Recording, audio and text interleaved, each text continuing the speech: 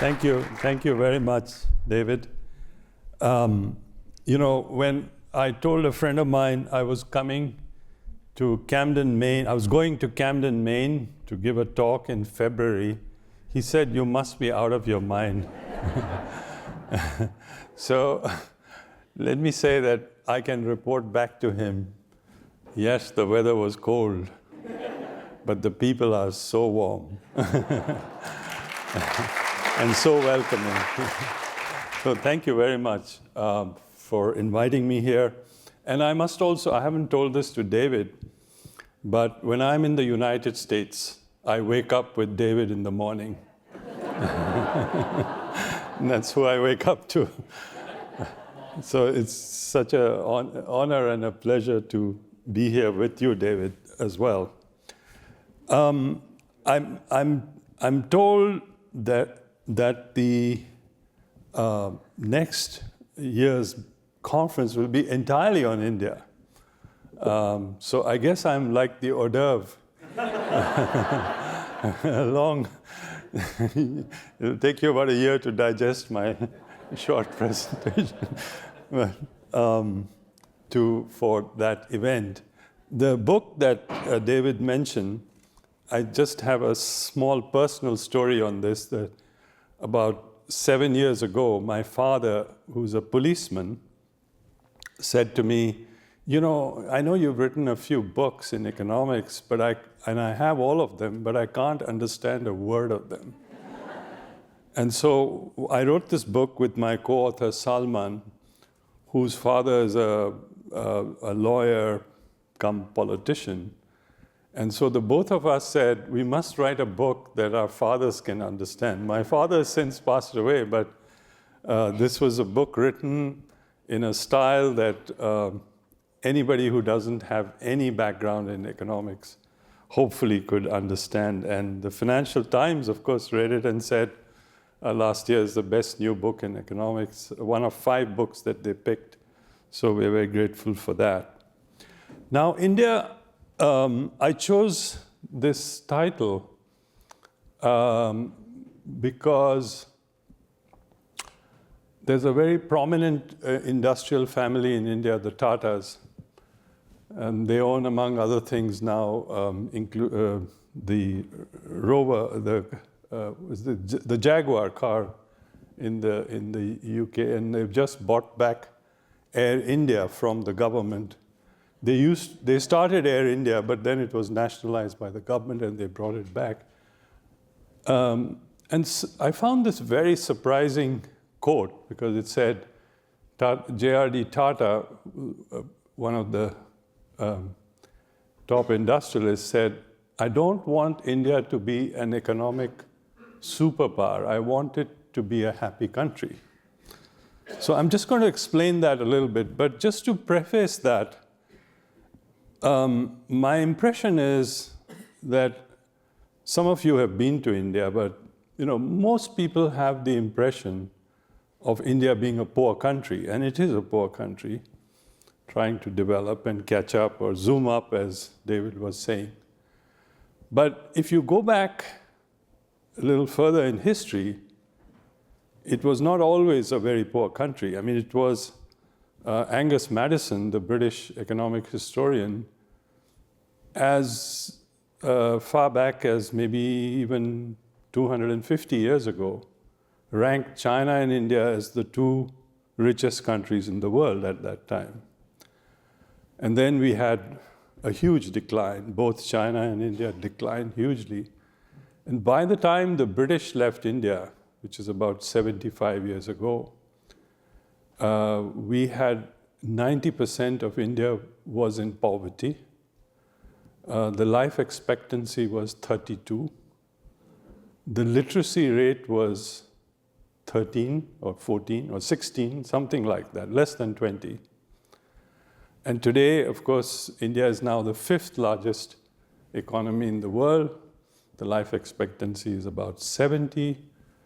And the literacy rate is also about 75%. So progress has been made in the last 75 years.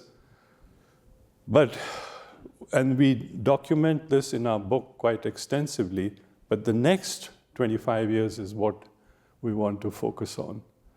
So I think if looking at this statement, I'd say India is surely going to be an economic superpower, just by the fact that if it grows at 6-7% per annum, it will roughly reach $10,000 by 2047. So it'll be a 16 trillion economy, third largest economy in the world. And if it does even better than that, then and reaches, say, $12,500, which is where Costa Rica, China are roughly today, it'll be a 20 trillion economy.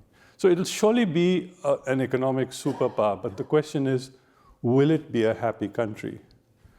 Now, unlike global inequality, within country inequality during this last 30, 40 years has actually increased a lot. And if you see India, the inequality is now one of the most unequal countries in the world.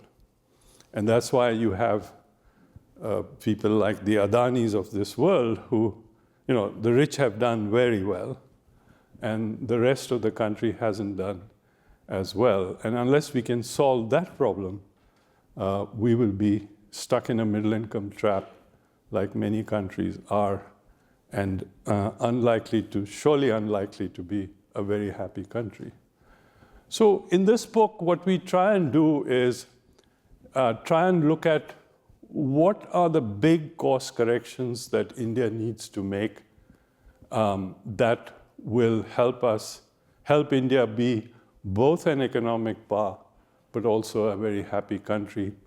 And I've just picked 5 here as the key ones. And I may not even have time to go through all 5, but let me try quickly at least. So one is that we have an overbearing government. Our government size is not too big. If you look at the left side of that screen, you'll see India on the right hand of that graph there. And you'll see that compared to most OECD countries, the size of the Indian government isn't very large.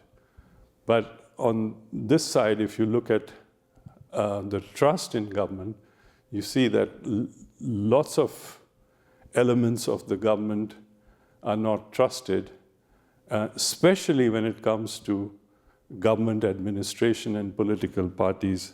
The trust is the weakest. Mr. Modi has a slogan called maximum governance, minimum government.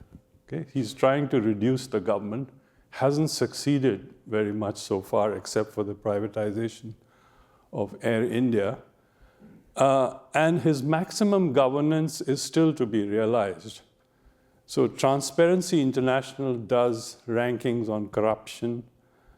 They base that largely on surveys of business people.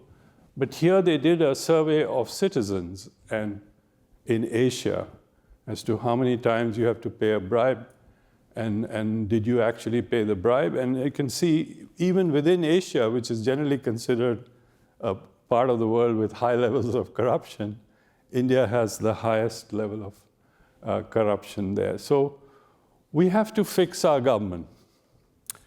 Now, you've heard of the Laffer curve in taxation, where if you tax too much, you end up with lower tax revenues. So I've come up with something called the Chhibber curve on state effectiveness. That is, if you have a government with a certain level of capacity or capability, and it tries to do too many things, which is the diagnosis of our book on where the problem is, then it ends up being less effective. So you can see the pathway there, that if we are at A, and the way to get up is to first reduce the scope of the state, get it to do less, and get it to focus on the things that it should focus on, which is health and education and climate change and things like that, and get out of the business of doing business, stop running companies and factories. And then over time, you build up the capacity of the state. Now, if you go to India, you'll be shocked at the contradictions. You could see that it can fire rockets in space. It runs pretty effectively elections. Much less dispute in elections than you find even in the United States. We have a central bank that runs pretty effectively, but yet we can't deliver basic primary education and health. So I borrowed some ideas from a public administration specialist, an Israeli colleague at the World Bank. His name was actually Arturo Israel, who came up with this formulation which said, you have to classify government activities by their specificity and by the number of transactions you have to do to deliver a service. So primary education and health, of course, there are thousands and thousands or millions of schools, and the outcomes are not very specific. How much a child has learned or how effective your health system is not so obvious all the time. Whereas firing a rocket or running an election is not only the transaction the number is small, but the outcome is very specific. So in our book, what we did was we used this classification system to say that one of the reasons that our system doesn't work well is that it is over-centralized, and there's too much government ownership of many things. So what the book then does is try to lay out how you not only get government off a lot of activities, but also you shift the level of government down to the local level. Since we've talked a lot about China, just to give you a comparison, in an authoritarian state like China, more than 50% of government spending is done at the local level. Just like probably here in the United States, like your county takes care of health, education, roads, etc. In India, that's not the case at all. Only 4% of total government expenditure is at the local level. That is, the mayors and the village councils have very little say in how these things are done. So one of the big focuses of our book is how to get that done better and also increase resources at the local level through things like property taxes. And here we show how low property taxes are in India. And were those to be increased, they could pay for a lot of these services. And the result of that is, of course, that learning at the local level, learning is very poor. India ranks one of the lowest in learning outcomes. Primary healthcare is very poor, and we saw that during the pandemic as to how vulnerable people were when the pandemic actually struck. So to fix the education and health problems, which is a major focus that we think India needs to do at the primary level, the reform of governance, of the level of government, is very, very critical. The third big course correction that India needs is in the structural transformation of the economy. I don't know if you've heard of Sir Arthur Lewis. He was from St. Lucia. He got the Nobel Prize, I think the year I was born, probably 1954. And one of his big reasons he got the Nobel Prize was he studied this whole issue of the structural transformation from an informal to a formal economy. And what that means is that you need to move from agriculture to industry to services. And what we are seeing in India is we have done well in services, but because we have not done well enough in industry, a lot of people then are stuck in agriculture. The transformation that you see in China, where a lot of people have moved out of agriculture to jobs in manufacturing and industry has not happened in India to the same extent.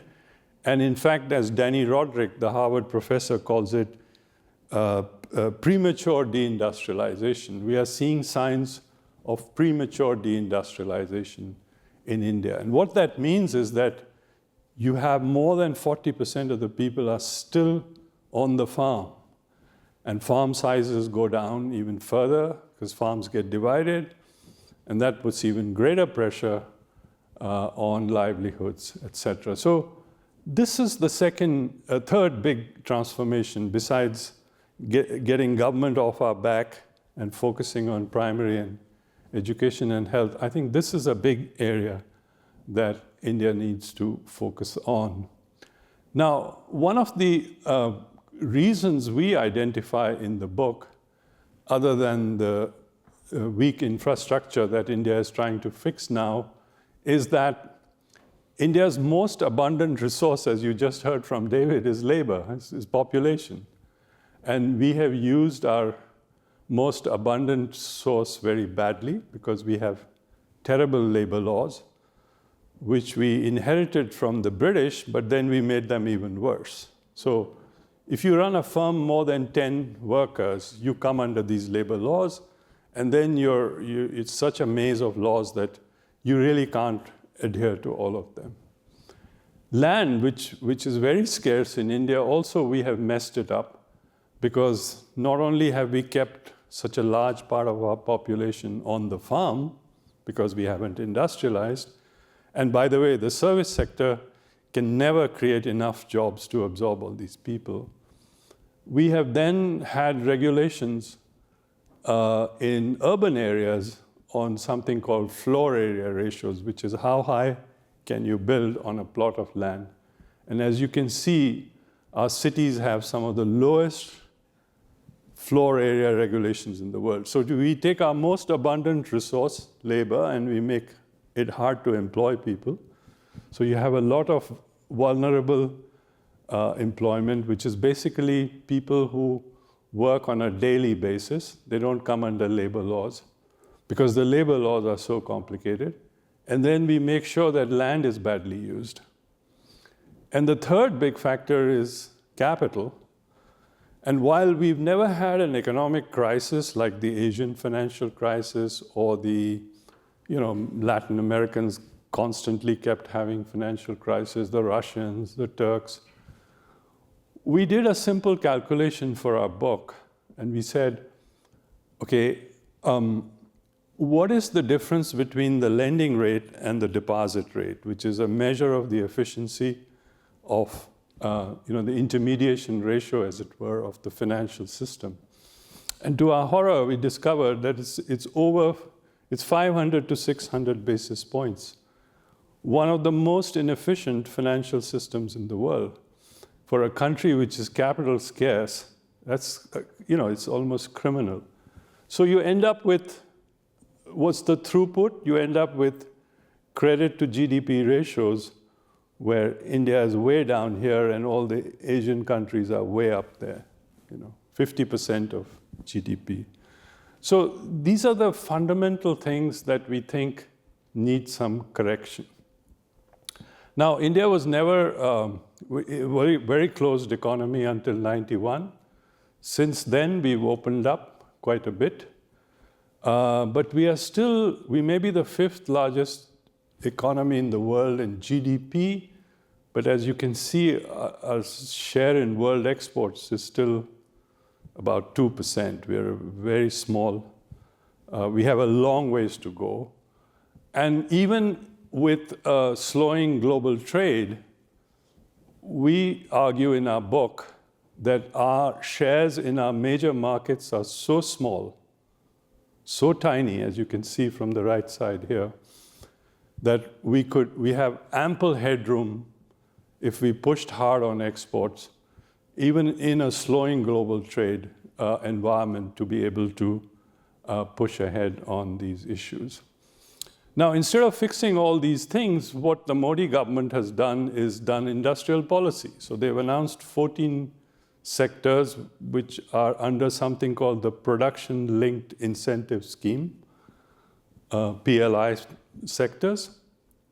And this is meant to attract investment that is leaving China. And here's the areas which China has vacated since the global economic crisis. So there's some consonance there. But just having these subsidies is not going to fix India's deindustrialization problem unless we can fix some of the fundamentals. Of course, we've seen some positives. I think they were there in Caroline's charts also. For example, Foxconn is moving some production of iPhones to India. So the process has started. But my view is that I don't think this kind of industrial policy will be enough unless we fix some of the fundamentals also. Bangladesh was mentioned this morning because the fourth big area where India needs a course correction is on gender. That, women have very little say in politics, despite the fact that we had a very powerful woman prime minister, but political power in the hands of women is very poor. Economic power is very poor. Land ownership is very poor. And jobs also, women are discriminated against. On the right-hand side, you see the female labor force participation rate. I contrasted it with Bangladesh because we all inherited the same laws, but India made them even messier. And when Bangladesh got independence in 1971 from Pakistan, with some help from India, they got rid of all the labor laws. So you've seen a huge surge in manufacturing in Bangladesh, and you've seen a huge rise in the female labor force participation rate. So people say there are lots of social factors why women can't work, etc., but I think it's mainly job opportunity. That makes a huge difference. And Indian textile firms are now moving to Bangladesh to operate from there. I'm going to skip some of this for time. I was going to talk a little bit about the better future for India. And I had some slides on IT and R&D, but I want to focus on the big elephant in the room, which is climate change. Because if India emerges as a $20 trillion economy, then of course it will have a huge impact on how the globe deals with climate change. So today, roughly, India is 7% of CO2 emissions, maybe 7-8%. But in per capita terms, it's a very low emitter. Each individual in India, on average, is less than 2 metric tons of CO2 per year. So this is the problem that we face. India used to argue that it's not our problem, we didn't create this problem, which is true. But given that India will be hugely impacted by climate change, it now wants to be part of the solution. The challenge for India is that no one's ever done this low carbon footprint development before. Not the United States, not Canada, not Europe, not even China. So it's a path that India will have to follow for the next 25 years at least, and all the way to 2070, because that's our target for net zero, that is uncharted. So we'll need technology and we'll need money to make that happen. Here's one picture of the path of the scale of the transformation that India will have to make to get out of coal and get into renewable. And it's a path that we can't say I can copy what the Chinese did or what the Americans did or what Europe did, because everybody else grew in a very energy-intensive manner. So this is a completely uncharted territory and a major challenge. And we will have to start now because we can't wait till 2050 to begin that process if we are to succeed. So this is where we are. We say, grasp the opportunity, the 5 big course corrections we need to prepare for the future. And as the Mahatma said, the future depends on what we do now. Thank you.